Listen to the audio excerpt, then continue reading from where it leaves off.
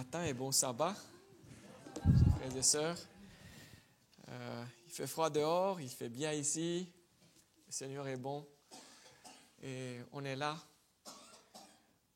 On voit des sourires, on voit aussi des visages qui contemplent. Peut-être qu'on a aussi des fardeaux. Mais c'est ma prière que le Seigneur puisse vous accorder sa paix en ce matin, puisse remplir votre cœur de son espoir et de sa présence qui peut évanouir les ténèbres, les questions, les difficultés, les douleurs, les souffrances. Encore un peu de patience et Jésus reviendra. Encore un peu. Soyez confiants que le jour quand il reviendra, tout ce qui nous fait mal aujourd'hui ne sera plus là. Et on a juste une chose à se soucier tant qu'on est là, d'être avec Jésus, d'être proche de Jésus, de suivre ses pas et de suivre ses traces qu'il a laissées pour nous. Ce matin, je vous propose de regarder cette histoire de la pauvre veuve. Et il y a plusieurs raisons pour lesquelles elle est fascinante pour moi. Mais le plus important, je pense que c'est une histoire qui interpelle parce que, en fait, personnellement, je n'ai jamais fait ce que la pauvre veuve a fait. Donner tout ce qu'elle avait au Seigneur, de cette manière-là, de manière très, très concrète. Mais on va commencer par le début. Le passage dit que Jésus était assis devant le tronc. Le tronc, c'est un coffre où les gens déposaient leurs offrandes. Et on voit Jésus faire beaucoup de choses. On voit Jésus prêcher, on voit Jésus guérir les malades, on voit Jésus chasser les démons, on voit Jésus multiplier les pains, on voit Jésus dans la barque, on voit Jésus prier, mais c'est le seul moment où Jésus est présenté assis devant le tronc dans le temple. Et ça, je pense que ça devrait nous interpeller parce que des fois, on voit le service de fidélité comme juste, on dit, on ramasse les offrandes. Mais dans ce cas particulier, Jésus regarde et les gens se promenaient devant le tronc et chacun mettait nous mettons des enveloppes, ils mettaient des petits sacs parce qu'il n'y avait pas de chèques à ce moment-là, il y avait juste de l'argent comptant. Et l'argent était de la monnaie, il n'y avait pas de billets. Et les monnaies étaient lourdes, il y avait des monnaies petites et des grandes monnaies. Et la Bible dit qu'il y avait beaucoup qui venaient et ils déposaient leurs offrandes. Donc, je ne sais pas comment ça se passait chez eux. Je pense que dans le service du temple de Jésus, il n'y avait pas un service où il y avait des diacres qui passaient, mais en fait, les gens, en venant au temple, ils passaient devant le trône, ils déposaient les offrandes, puis allaient prier. Je pense que c'était un peu différent, mais il y avait ce moment où il y avait l'adoration par l'offrande. Et j'aimerais souligner ça parce qu'en fait, l'offrande, le moment de l'offrande, c'est un moment d'adoration. C'est un moment de se prosterner devant Dieu avec ce que nous avons, avec ce que nous sommes. Et en donnant une partie, en fait, le message qu'on donne à Dieu, c'est « Seigneur, je te donne cette partie parce que je veux que tout t'appartienne. » En donnant une partie, on reconnaît que le Seigneur est le maître de tout, qu'il est celui qui possède tout et qui appartient à tout. Et en disant, en te donnant cette partie que tu m'as confiée à moi, je te donne à toi parce que je veux que tout ce que je suis et tout ce que j'ai appartient à toi et te revienne, parce que c'est de droit que ça te revienne. Nous, on a tout ce qu'on fait, on fait avec des choses que Dieu a créées. Tout, absolument tout, toutes les ressources naturelles pour lesquelles maintenant les chefs des nations se battent, c'est qui les a fait? Le bois sur lequel on met des tarifs maintenant, c'est qui l'a fait ce bois? Et le lithium et le fer et tout, qui a fait? Et l'air qu'on respire, c'est qui l'a fait? Mais cette histoire est fascinante parce que Jésus, il fait quelque chose qui n'est pas les gens disent, mais Dieu n'est pas intéressé à l'argent. Non? On dit, Dieu n'est pas intéressé à l'argent parce que ce n'est pas l'argent qui est important. Mais cependant, Jésus, dans ce moment très particulier, et je pense que ce n'est pas le seul moment où il a fait ça. C'est le moment qui a été enregistré dans la Bible. Mais Jésus regarde les gens qui viennent déposer leurs offrandes et Jésus est intéressé à ce qui... En fait, ce n'est pas à l'argent, mais il est intéressé aux gens.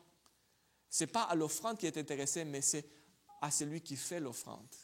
Parce qu'il regarde les gens. En fait, c'est très intéressant. Quand vous regardez ce que Jésus dit, parce qu'il parle. En fait, imaginez la scène, parce que la veuve, elle...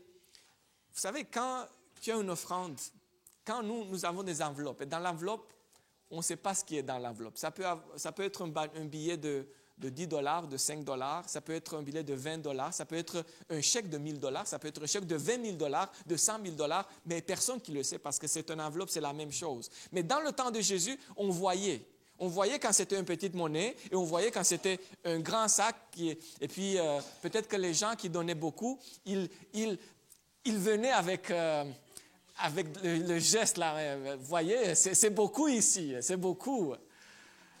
Et Jésus regarde, et la pauvre veuve, peut-être dans un coin, elle n'osait pas aller déposer son offrande parce qu'elle disait, mais c'est rien comparé. En fait, dans la Bible, on dit que c'était c'est le mot en grec, je vous dis tout de suite, c'est un quadrantes. 2 leptas qui font un quadrante. Quadrante, c'était comme la petite monnaie du temps. En fait, la paye pour une journée de salaire, le salaire pour un jour, c'était 64 quadrantes. Et elle a donné quoi? Elle a donné un quadrantes.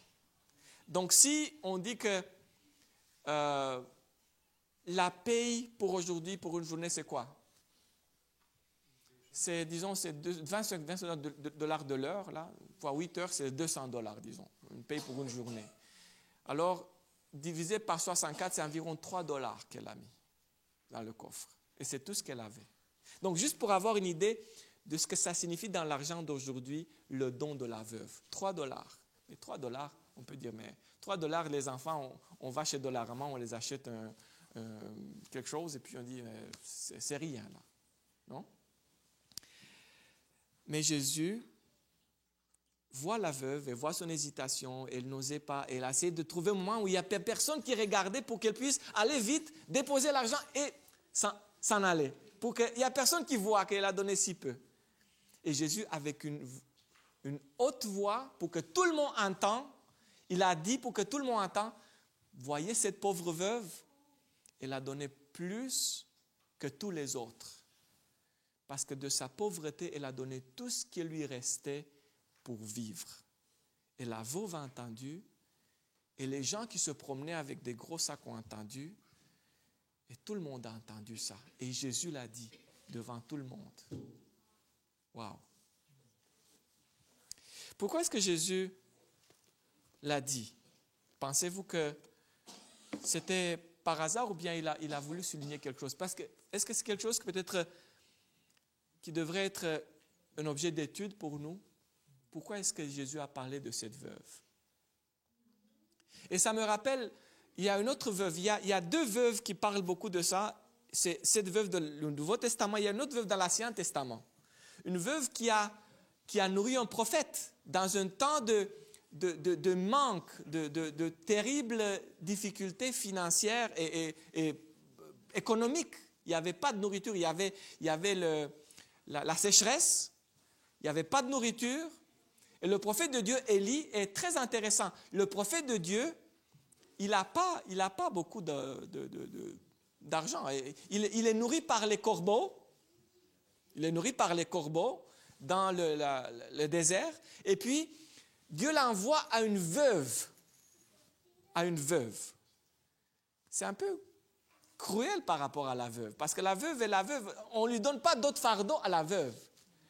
Mais en fait, c'est notre Dieu qui est tellement intéressant parce que Dieu, en nous demandant de faire quelque chose, en fait, il finit par nous sauver aussi, nous.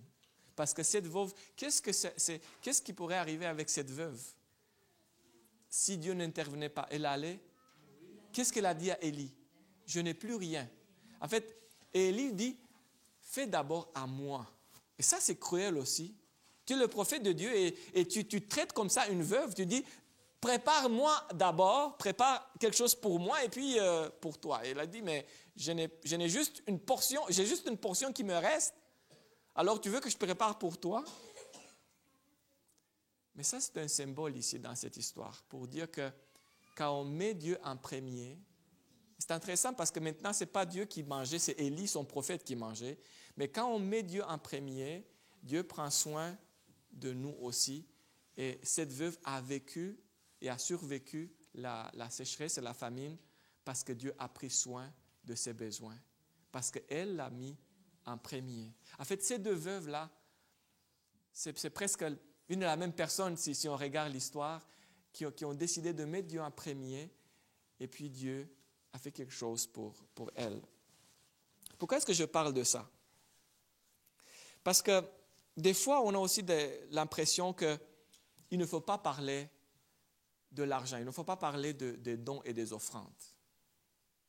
Mais pourtant, si vous lisez la Bible, il y a beaucoup de discours de Jésus qui parlent de l'argent. La parabole des talents, Jésus a payé la taxe. Jésus a payé ses taxes. Il n'avait pas beaucoup d'argent, mais il a payé ses taxes. Il a envoyé Pierre, il a sorti un poisson de la mer de Galilée, et puis il a trouvé un denier, ou bien de l'argent, et puis il a dit, voilà, ça c'est pour payer nos taxes. Et c'est très intéressant aussi, quelque chose de très intéressant dans l'histoire de la veuve aussi qui m'interpelle. Le même Jésus qui a apprécié la veuve pour son offrande, il a critiqué beaucoup les gens qui utilisaient cet argent. Et en fait, les pharisiens, il a critiqué beaucoup certaines choses parce que c'est les Lévites et les prêtres qui utilisaient cet argent pour le temple, pour le service. Et c'est très intéressant, n'est-ce pas? Parce qu'il a apprécié le don, même si il avait des critiques à apporter à ceux qui utilisaient et géraient cet argent. Et en fait, en parenthèse, je dis, quand le Seigneur m'a appelé à être trésorier, j'ai eu beaucoup du mal parce que je pensais toujours à Judas. Judas a été le trésorier des 12. J'ai dit, Seigneur, je ne veux pas avoir le sort de Judas. Mais le Seigneur m'a dit, écoute, ne fais pas comme Judas si tu n'auras pas son sort. Mais j'ai besoin des personnes dans ce poste. Vous avez besoin d'un trésorier à l'église, je vous encourage. Mais c'est toujours le craint parce que quand on dit on est proche de l'argent, c'est comme il y a des dangers, n'est-ce pas? Mais je loue le Seigneur et je vous dis, j'aime beaucoup le système que nous avons dans notre église parce qu'à chaque année, on est vérifié. On est vérifié très strictement.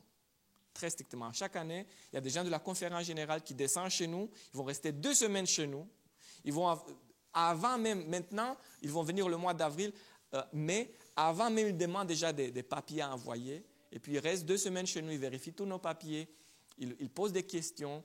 Ils vont sortir leur rapport. Et je dis, Seigneur, je suis content parce que quand on peut dire, mais demander, on est vérifié. Comment on gère l'argent, on est vérifié. Et ça nous empêche, disons, parce que quand il n'y a personne qui regarde, c'est là quand il se peut passer quelque chose, n'est-ce pas? Quand il n'y a personne qui regarde, parce qu'il n'y a pas de compte à rendre. Mais je ferme cette parenthèse. Et j'ai réalisé en tant que trésorier, en tant que l'argent est important pour l'œuvre de Dieu aujourd'hui. Est-ce que vous savez que l'année passée, on a acheté un camp? Qui sait ça? Comment est-ce que vous pensez qu'on l'a acheté? On est allé au vendeur, on a dit, écoutez, nous voulons avoir ce camp, donnez-le nous. Et ils ont dit, oui, prenez-le. Non, c'est comme ça? Non? On a dû payer. Mais heureusement, on avait de l'argent de la vente de la chute. Vous vous rappelez de la chute? Qui se rappelle de la chute? Ça fait 13 ans, je pense 12-13 ans, on l'a vendu. Et l'argent était là, il y avait une partie. Mais ce n'était pas suffisant parce que les prix augmentaient et puis la chute était agricole. On a pris cet argent-là, on a fait une mise de fonds, et pour le reste, on a pris une hypothèque. Donc, à chaque mois, maintenant, on paye l'hypothèque pour avoir ce camp. Vous savez, dans votre église, là, vous avez une belle tapis, vous avez des belles chaises, il fait chaud. Il y a des factures qui arrivent. Hein. Est-ce que vous payez des factures pour l'électricité ou bien Hydro-Québec dit ça, c'est une église. Vous n'avez pas besoin de payer des factures, non? Et les autres choses, les écrans, est-ce que on vous a donné les écrans de télévision? Non? Non? Mais pourquoi? Parce que c'est l'œuvre de Dieu. Les autres ne veulent pas ça. C'est-à-dire qu'on comprend tous l'œuvre de Dieu aujourd'hui, et comme dans le temps de Jésus, et comme dans le temps de Moïse, l'argent était toujours important pour ça. Rappelez-vous quand ils ont construit le temple, qu'est-ce que Dieu a dit? Qu'ils apportent leurs offrandes. Et les gens ont apporté les offrandes. Et c'est comme ça qu'on a construit le temple, avec des matériaux, avec des dons et des offrandes que les gens... Et puis le travail que certains gens ont fait. Je me rappelle en Roumanie, il y avait beaucoup d'églises qui étaient construites même par les membres. Donc, on n'avait même pas une compagnie de construction, il y avait des membres qui étaient bons dans la construction. Ils disaient, on va bâtir une église. Et les femmes, elles préparaient la nourriture, les gens travaillaient, et ils travaillaient 2 semaines et des mois. Des fois, ils prenaient des journées de congé pour venir travailler, et même ils ne demandaient rien. La plupart, ils faisaient ça bénévolement. Et il y a beaucoup d'églises en Roumanie jusqu'à date. Et je connais même ma famille, le mari de ma mère, parce que, bon, il ne m'a pas par mon père, mais il a aussi participé à des constructions comme ça. Et juste pour dire que l'argent est important. Et on le voit. On le voit dans... Cependant, le sens de l'histoire, ce n'est pas l'argent, mais c'est le donateur. Et aujourd'hui, j'aimerais parler de ça. Pourquoi j'aimerais parler de ça? Parce que, en fait, si vous voulez mesurer votre attachement au Seigneur, je vous donne 2 thermomètres qui ne peuvent pas mentir. 2 thermomètres que vous pouvez consulter, 2 appareils, 2 unités de mesure qui sont très, très fidèles. Et je vous dis, ce sont lesquels? Regardez votre agenda hebdomadaire, numéro 1. Qu'est-ce que vous faites avec votre temps? Et le deuxième, regardez votre carnet de chèques. Donc, le temps et les ressources que nous avons, ça parle de à qui nous sommes attachés, à qui nous sommes fidèles. Et dans le temps, c'est très clair. C'est-à-dire que oui, le Seigneur a fait le temps, le premier. Pourquoi le temps? Parce que le temps, combien de temps est-ce que le Seigneur nous a demandé de consacrer pour lui? Il a dit le jour du sabbat est le jour saint. Le jour, c'est 1 jour sur 7. Donc, si on prend ça en pourcentage, c'est environ 15%. Donc, 15% du temps, le Seigneur a dit, ça, c'est consacré au Seigneur. C'est vraiment un jour spécial où on est consacré. Mais en fait, ma question est, qui bénéficie de ça? Est-ce que c'est le Seigneur qui bénéficie de ça, du fait qu'on garde le sabbat? Pensez-vous que c'est lui qui bénéficie? Mais est-ce que vous pensez qu'on bénéficie de ça? On a un jour où on peut dire, mais on célèbre notre liberté dans le Seigneur. On célèbre notre salut. On ne doit pas travailler. On se soumet à personne ce jour-là qu'à notre Créateur, n'est-ce pas? Et c'est très intéressant, quand le sabbat a été donné par Dieu, rappelez-vous que les Juifs en fait, il a été donné en Éden. Mais maintenant, quand la loi a été instituée par Moïse, il venait de sortir de l'esclavage. Et quand tu es esclave, tu n'as pas de sabbat. Tu travailles jour et nuit, et jour et nuit, tu travailles. Et à un moment donné, ton patron t'écrase et dit, tu dois faire encore plus, encore plus, encore plus. Il n'y a pas de limite. Et quand Dieu dit, rappelle-toi, tu étais esclave. C'est comme ça que le sabbat doit être compris. Tu étais esclave, maintenant tu as 7 jours où c'est le symbole de ta liberté. Tu es libre. Tu es libre. Tu es libre des soucis, tu es libre servitude. Il n'y a aucune servitude sur le sabbat. Dans le certificat de localisation du sabbat, il n'y a aucune servitude. 15% de notre temps. Mais en fait, 15% de notre temps, ça ne veut pas dire que les 85% qui restent, c'est pour oublier le Seigneur, n'est-ce pas? C'est 15% pour dire, ça c'est consacré vraiment pour être vraiment concentré sur le Seigneur, pour que dans les 85 qui restent, même quand on fait les choses qui sont séculières, là, le Seigneur reste toujours et demeure toujours au centre de notre vie. Quand il s'agit de carnet de chèques, en fait, regardez votre agenda. Qu'est-ce que vous faites quand... Et surtout, quand le temps, il faut aller au travail, mais quand le temps est libre, qu'est-ce qu'on fait? Est-ce qu'on passe du temps avec nos enfants? J'ai entendu parler de PBE. Ma fille participe aussi, ma petite fille de 10 ans, elle est la plus petite dans son groupe. Elle a appris 6 chapitres de 1er Corinthiens par cœur. Elle connaît mieux que moi. Elle les connaît verset par verset. Elle connaît, je dis le numéro du verset, elle le sait. Je dis, waouh, je ne peux pas dire ça. Et puis, 4 de Romains. Donc, elle connaît 10 chapitres par cœur. Et ce que j'ai fait en tant que père, des fois, c'est mon épouse qui me dit, écoute, maintenant, il faut faire des questions pour elle. Il faut préparer des questions parce que comme ça, on prépare des tests, elle se prépare pour le concours. Et j'ai réalisé qu'en fait, nos enfants ne peuvent pas réussir si on n'est pas avec eux, à leur côté. Il faut les aider, il faut les épauler. Et je passais vous savez, préparer des questions, là, avec la Bible, tu ouvres la Bible et puis tu prépares des questions, ça prend du temps. Mais j'ai dit, c'est ma contribution à elle. Et vendredi soir, hier soir, entre 7h et 10h, j'étais dans une église à Montréal. On loue une église avec la chorale Gloria pour se préparer pour les concerts. Et on prépare un concert des hymnes. C'est un concert d'évangélisation. Comme vous avez des choses en après-midi, nous on fait ça le mois de mai. Et Saint-Georges est un peu loin, mais on aimerait venir ici faire un concert un jour, si le Seigneur le veut. Et vous pouvez inviter les gens, parce que avec la musique, on a aussi un message pour le cœur. Et à Sherbrooke, ils font ça toujours. On est toujours invité à Sherbrooke. Ils ont un bon programme d'évangélisation là-bas. Et notre concert, c'est toujours dans le cadre de leur programme.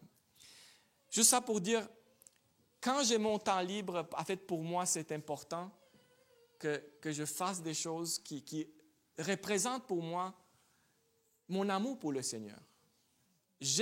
En fait, je ne suis pas obligé d'aller chanter, mais je l'aime.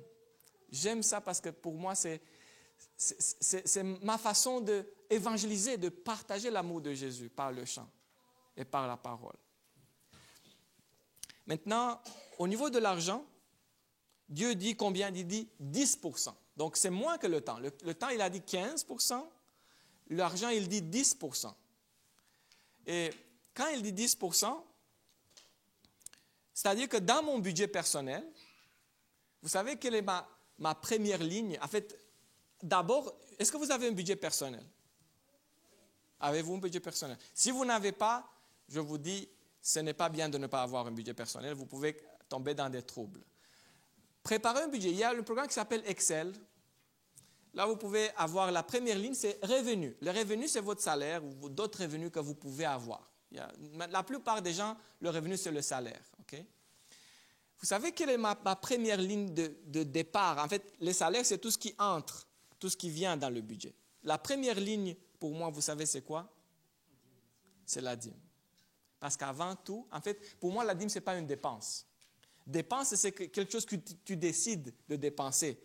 Tu achètes. Mais la dîme, pour moi, ce n'est pas une dépense. La dîme, c'est comme quand vous recevez votre salaire, vous savez qu'il y a un rapport de paye, n'est-ce pas?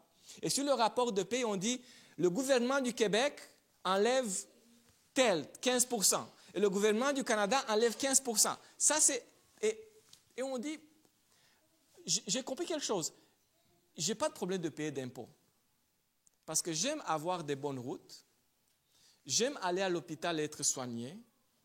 J'aime quand les services sont bons. Bon, on a toujours des critiques, ça peut s'améliorer toujours, mais on peut quand même dire, oui, on a des impôts, mais on a aussi des services pour ça. J'ai pu venir de Montréal en 3 heures, je suis ici chez vous, parce qu'on a des bonnes routes. J'étais en Haïti, 200 km, et on a dit, si tu vas en voiture, ça va prendre 24 heures, 200 km. Et j'ai vu ça parce qu'on est allé dans un petit avion, on a atterri sur une colline, et puis après ça, on a dû marcher dans la boue pendant 30 minutes, et puis on a dû prendre avec des jeeps et faire de safari par les eaux pour arriver à une église. Et donc, quand j'ai vu ça, j'ai dit, mais écoute, ça ne me dérange pas de donner 15% de mes taxes parce que ma vie ici est facile. J'ai l'électricité, si ça coupe dans 2 heures est rétabli. J'ai de l'eau, j'ai une belle vie. J'ai dit merci Seigneur. Et oui, si ça prend des taxes, oui, je paye mes taxes. Vous comprenez? Mais c'est pour cela que je reviens. Pour moi, la dîme, c'est comme ça, ça appartient déjà au Seigneur. Et c'est la première ligne. Et puis après ça, je commence l'hypothèque, et les voitures, et les frais de scolarité pour ma fille, et les autres choses. Et puis, j'ai mon budget. Et à la fin, s'il reste quelque chose, on peut sauver quelque chose, n'est-ce pas? Mais d'abord, le Seigneur. Le Seigneur d'abord. Pourquoi est-ce que je parle de ça? Parce que, d'abord, il n'y a pas beaucoup de gens qui parlent. Même si Jésus a parlé beaucoup, la plupart des pasteurs n'aiment pas parler de ça. Il y a même des pasteurs qui m'ont dit, Pasteur Lucien, j'aimerais que tu viennes parler de ça dans mon église parce que je ne parle pas de ça. Mais pourquoi est-ce que tu ne parles pas de ça? Parce que c'est l'évangile aussi. C'est l'évangile aussi, ça fait partie de l'évangile de Jésus. C'est écrit dans les paraboles, c'est écrit dans la Bible. Pourquoi est-ce que tu prêches certaines choses et tu ne prêches pas d'autres choses?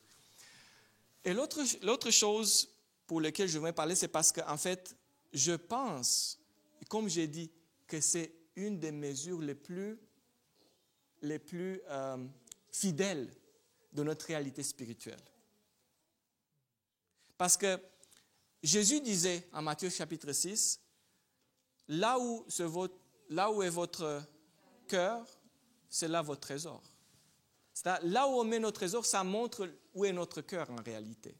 Et la veuve, en fait, la parabole de la veuve, c'est vraiment extraordinaire parce qu'elle montre qu'elle avait, son cœur était 100% à Dieu, cette femme.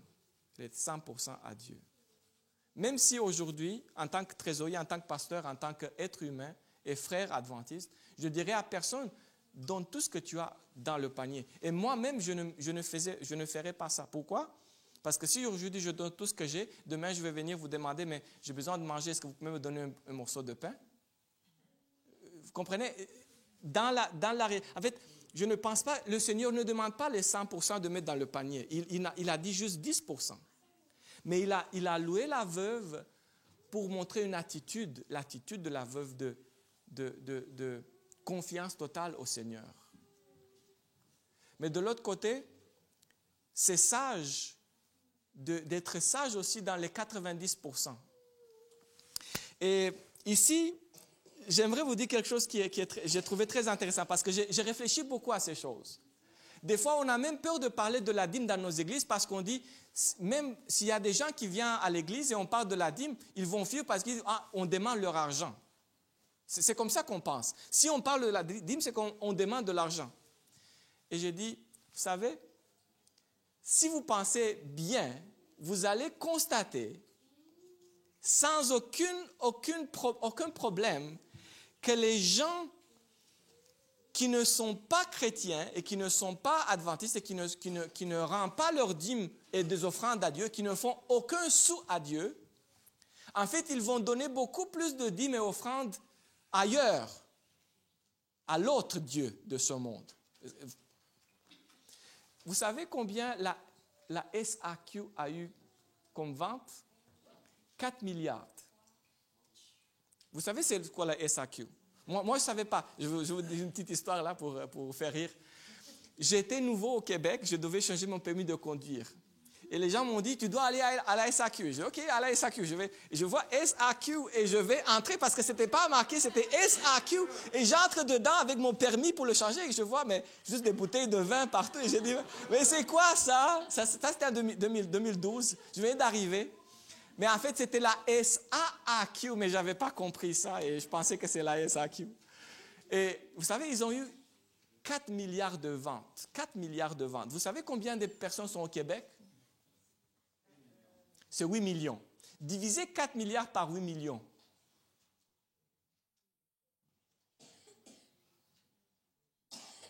C'est combien?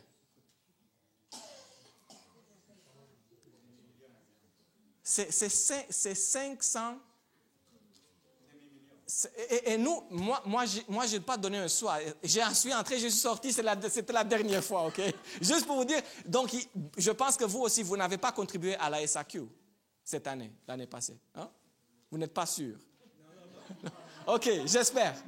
Sinon, je vais parler avec votre pasteur là, pour discuter ça avec vous.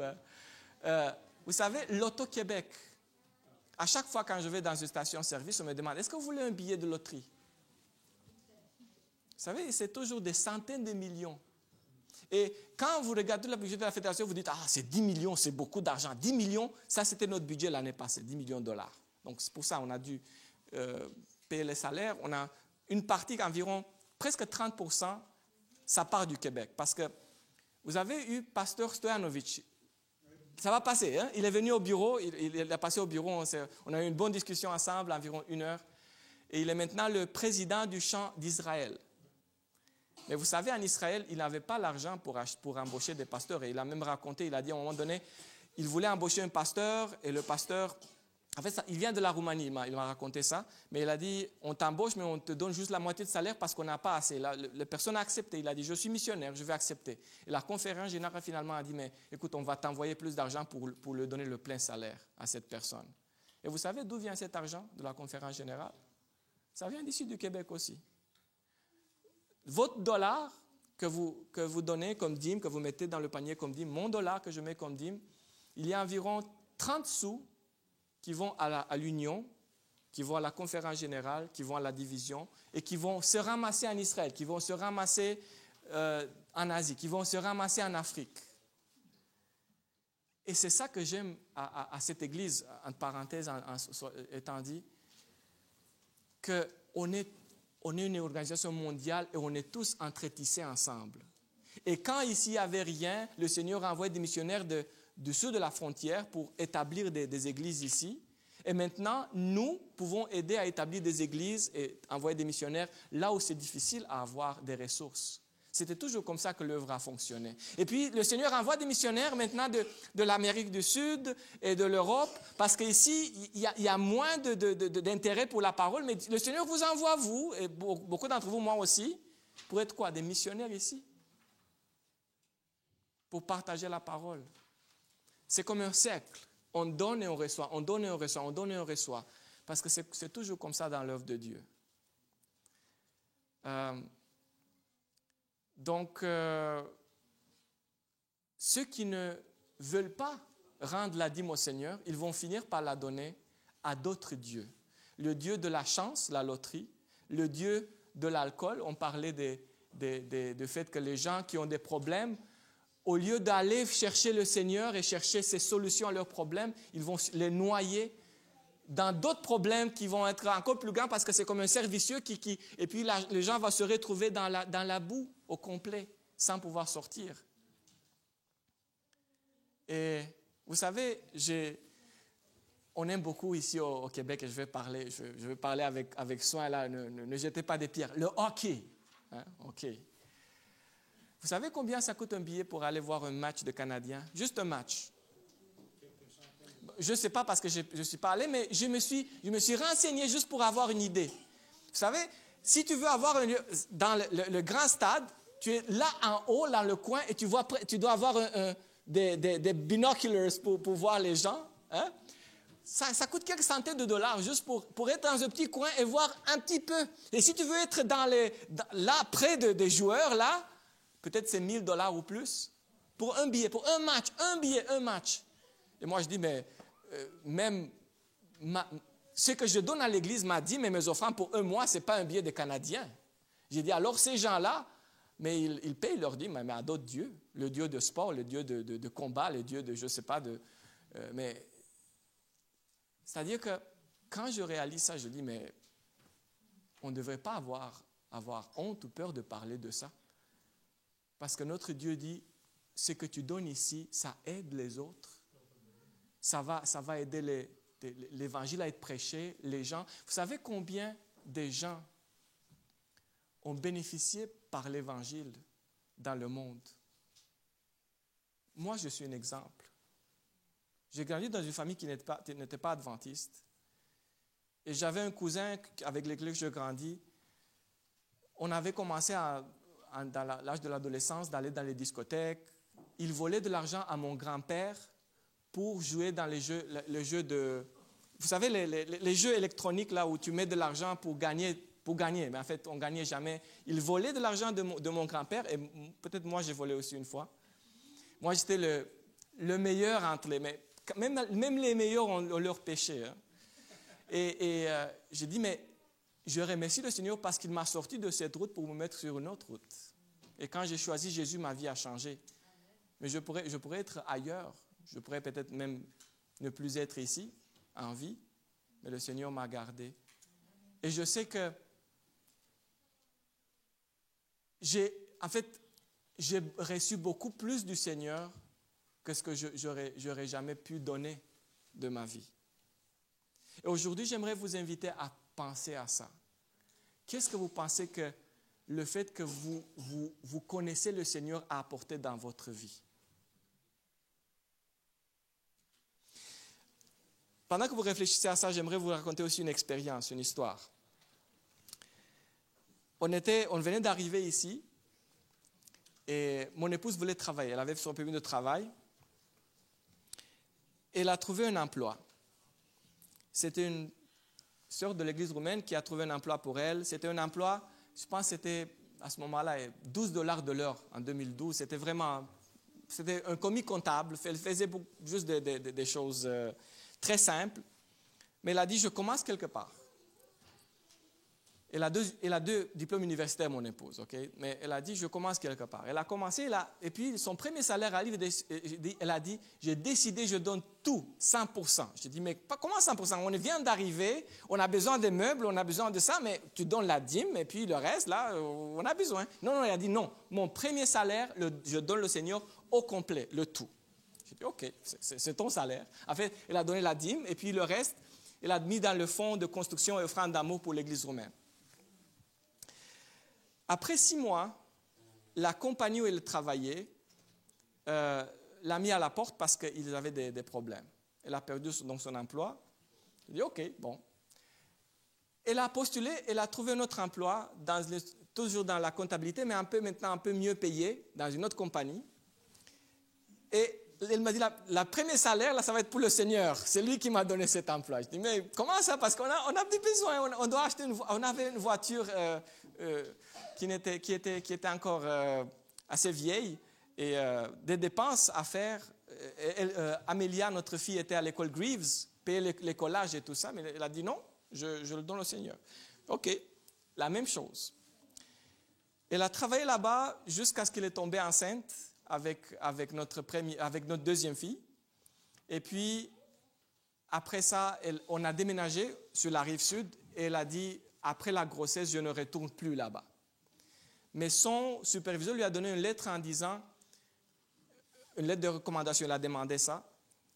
She's one of the best persons I've ever worked with. Elle est une des meilleures personnes que j'ai travaillé avec.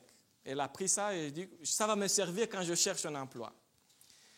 Et quand notre fille, elle faisait la francisation, notre fille avait 1 an, on a commencé à l'amener à la garderie. J'ai cherché un travail, mais elle était à la francisation. Et elle a trouvé cette compagnie où on lui a dit, écoute, on te prend, on te donne 18. C'était plus que ce qu'elle avait dans le premier. Mais elle a dit, si vous me donnez 19, je viens. Et dans 3 mois, si tout est beau, vous me donnez $20. C'est elle qui a négocié. Elle dit, sinon, je me retourne à la francisation. On l'a pris. Et la même chose, elle a dit, mon premier salaire, c'est mon don, c'est mon offrande pour le Seigneur. C'est ça qu'elle a fait. Vous savez, à un moment donné, elle a eu une autre offre. Elle voulait partir. Elle est partie. Et puis son patron lui a dit, il faut que tu reviennes parce qu'on a embauché quelqu'un d'autre, mais c'est tout un désastre ici. On a besoin de toi. Il a appelé en fait pour venir un dimanche pour régler quelques problèmes. Et dans la discussion, elle a dit, mais est-ce que tu pourrais peut-être revenir? Elle a dit, oui, je reviens avec 2 conditions. En fait, tu ne me payes pas pour le temps, l'heure que je suis au travail, tu me payes pour le travail. C'est-à-dire que si je fais mon travail, ça c'est le travail, un salaire fixe, et puis je suis 3 jours au bureau, et je peux toujours partir à 3 heures pour chercher ma fille à la garderie. Parce que pour nous, c'est très important en fait, à la garderie et à l'école, c'est important que notre fille Déjà, on nous sépare beaucoup de nos enfants, n'est-ce pas? On veut passer plus de temps avec eux. Alors, il dit, j'aimerais à 3 heures partir de mon travail pour à 3h30, quand l'école finit, je la récupère. Et puis, je passe la fin de journée avec elle. Le patron a dit, deal. Et vous savez quoi? Mon épouse, elle travaille 3 jours semaine, moitié temps. Elle est à 9 heures au bureau jusqu'à 3 heures. 3 jours, et puis les autres 2 jours, elle est à la maison toute la journée. Ma fille n'a jamais passé un après-midi au service de garde. Jamais. Elle a 10 ans. Elle dit, Seigneur, merci. Et j'ai dit, ça, ce n'était pas ma foi, parce que moi, c'était Dieu a honoré la foi de Clara, mon épouse. Parce qu'elle a dit, je mis Dieu un premier, et il a pris soin de nous. Et en plus, je ne vous dis pas, mais son salaire... elle travaille moitié que moi et on a le même salaire. J'ai dit, mais c'était très intéressant. Alors j'ai dit, Seigneur, merci. Tu as été bon avec nous. Je me rappelle d'une autre chose. J'étais jeune pasteur en Roumanie. Je n'avais pas beaucoup de soutien quand on est parti parce que ma mère était adventiste, mais elle n'avait pas beaucoup de moyens. Elle m'a aidé un peu pendant les études. Et j'ai eu un sponsor, quelqu'un qui était des États-Unis, qui a payé mon écolage pendant 2 ou 3 années. Et quand on a commencé, mais on finissait l'université, on n'avait pas de voiture, je devais être pasteur, on avait notre mariage, on a reçu quelques cadeaux, on avait peut-être l'argent. Et on avait des discussions, est-ce qu'on va acheter une voiture ou on va acheter des meubles ou les deux, mais comment est-ce qu'on va les partager, les tirer? Et il y avait des gens qui n'étaient pas adventistes qui avaient aidé mon épouse pendant son écolage à elle. Et ils ont dit, nous, on va vous faire cadeau une voiture. On va vous envoyer d'argent pour acheter une voiture. Et ils ont dit, waouh! Ça, c'est le Seigneur. Et vous savez quoi? Ils ont envoyé 6 000 euros. 6 000 euros dans l'argent d'aujourd'hui canadien, c'est environ 10 000 $ canadiens. Ils ont envoyé mais c'était une voiture neuve fabriquée en Roumanie avec des moteurs Renault que je pouvais acheter avec cet argent-là. Et ça coûtait, la version de base était 5 400. Est-ce que vous voyez ça? Ils m'ont envoyé 6 000. La dîme, c'est combien de 6 000? C'est 600 euros. La voiture a coûté 5 400. Mais vous savez quelque chose? Je n'étais pas obligé de retourner la dîme parce que ce n'était pas un argent que j'avais gagné. Parce que je dis c'est un don, n'est-ce pas? Mais moi, j'avais dit, depuis que j'étais enfant, j'ai toujours dit, j'ai reçu 10 $. Comme un enfant, tu reçois 10 $. On parlait dans la vidéo aujourd'hui. Ce n'est pas un argent gagné, ça. Ça, c'est déjà un don. En fait, et quand quelqu'un qui te donne, déjà, il est chrétien, il a déjà rendu sa dîme pour les 10 $ qu'il te donne. Donc, ils ont déjà dîmé, on peut dire, cet argent-là, n'est-ce pas? Mais moi, j'avais toujours l'habitude de dire, oui, je reçois, peu importe ce qui s'est arrivé jusqu'à moi, si ça arrive à moi, j'aimerais rendre ma dîme au Seigneur. Et on a mis 600 euros à ce moment-là. Elle dit, mais on a eu la voiture neuve et le Seigneur nous a permis aussi de rendre la dîme pour dire, Seigneur, ça vient de toi. Et je vous dis quelque chose, je ne suis pas riche maintenant. Je n'ai jamais été riche. Mais le Seigneur a toujours pourvu à mes besoins. Et j'ai constaté quelque chose dans mon expérience, que 90% qui sont bénis vont faire beaucoup plus de 100% qui ne le sont pas. Et aller autour, et je ne sais pas, j'entends à la radio beaucoup d'émissions et des publicités pour dire, vous avez des problèmes de faillite, vous avez des problèmes de dette. Et j'ai dit, Seigneur, je ne suis pas riche, mais je n'ai pas de problème de dette non plus parce que Dieu m'a donné la sagesse, m'a donné l'organisation de soi, de mon temps, de mon argent, pour que je puisse me gérer et je n'arrive pas à ça. Mais il y a des gens peut-être qui gagnent plus que moi, qui viennent à la maison avec un salaire plus gros, mais qui finissent par aller voir un conseiller un problème de dette. Pourquoi? Parce qu'ils ne sont pas bénis, parce que le Seigneur n'est pas avec eux, parce qu'ils ne reconnaissent pas le Seigneur dans leur vie. Et je vous raconte une dernière histoire et avec ça je m'arrête. J'étais pasteur en Belgique. Et il y a, vous savez, en Belgique, l'église qui était en Belgique était une église d'immigration, mais immigration temporaire, dans le sens que des gens qui venaient de la Roumanie pour travailler là-bas, et il y avait des contrats de 3, 6 mois, 1 an, et des fois, il y a certains qui trouvaient plus quelque chose de stable et appelaient leur famille rester, mais il y avait beaucoup qui venaient et leur famille n'était pas là. Donc, ils venaient travailler, ils retournaient en Roumanie parce que c'était un vol, c'était 2 heures d'aller de Bruxelles à Bucarest, donc c'était facile, ce n'était pas comme ici au Canada. Et dans cette église, à un moment donné, il y a des parents des fois qui visitaient. Et je visite une famille. Et puis, la maman, après la visite, elle dit, « Pasteur, je dois te parler. » J'ai prié avec eux et puis elle a dit, je dois te parler. Et puis, on a trouvé à l'église un moment ensemble, dans un autre moment. Elle m'a dit, « J'aimerais que tu pries pour mon fils. » Et j'ai dit, « Pourquoi? Qu'est-ce qui se passe? » Mais il a dit, quand il était en Roumanie, il était très, très proche du Seigneur et très, très fidèle aussi. Mais ici, j'ai remarqué qu'il ne rend pas sa dîme. Et quand il était en Roumanie, il gagnait moins, mais il était fidèle. Ici, il gagne 10 fois plus, et parce que pour lui, la dîme, c'est vraiment beaucoup parce que c'est l'équivalent de ce qu'il gagnait avant. Pour lui, c'est beaucoup d'argent et il dit, mais je ne peux pas donner tant d'argent. Et il m'a dit, pasteur, je vais prier pour lui, pour qu'il retourne en Roumanie, parce que je préfère qu'il soit pauvre et sauvé, que d'être ici, de gagner beaucoup d'argent et être perdu. J'ai dit, mais est-ce que vous lui avez dit que si, maintenant, il doit donner 10 fois plus comme dîme, c'est-à-dire qu'il a aussi gagné 10 fois plus comme argent? Il dit, oui, ça serait intéressant de parler avec lui. Je ne sais pas ce qui est arrivé parce que moi, j'ai passé juste 2 ans en Belgique et puis on m'a appelé ici au Québec. Je ne sais pas ce qui est arrivé avec ce frère-là, mais je sais aussi que des fois, quand on voit beaucoup d'argent, c'est difficile pour nous de... Mais quand on a beaucoup, c'est-à-dire qu'on reçoit beaucoup et on peut faire plus pour les autres. Mais maintenant, ce n'est pas être beaucoup ou peu. Ce n'est pas le problème. Vous savez que la fidélité, on ne peut pas mesurer la fidélité, vous savez? La fidélité ne se mesure pas, c'est comme la grossesse. Tu peux être enceinte ou ne pas être enceinte. Il y a juste 2 options. Tu peux être un peu enceinte, ou tu ne peux pas être un peu fidèle ou un plus fidèle, mais non. On est fidèle, oui ou non. Ça n'existe pas. Mais la fidélité se mesure comment dans le concept biblique? C'est la dîme. Soit on la retourne pas. Soit on garde le sabbat ou on ne le garde pas. C'est cette idée. Mais comment est-ce qu'on mesure l'amour?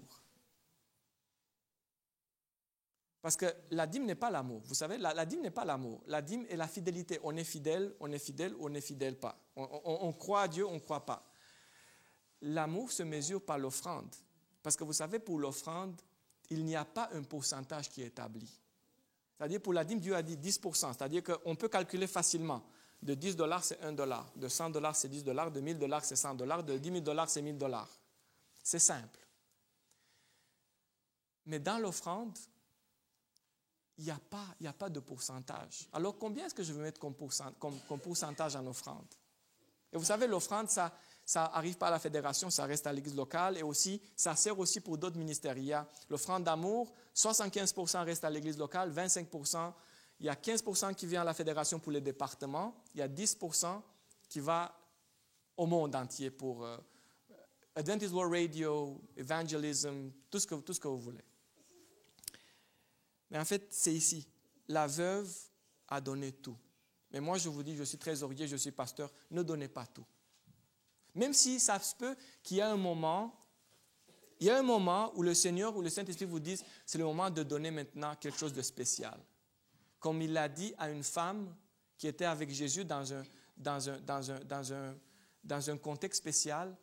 Et le Saint-Esprit a dit à une femme, tu prends ton trésor, tu vas sortir ce parfum et tu vas tout le mettre sur Jésus.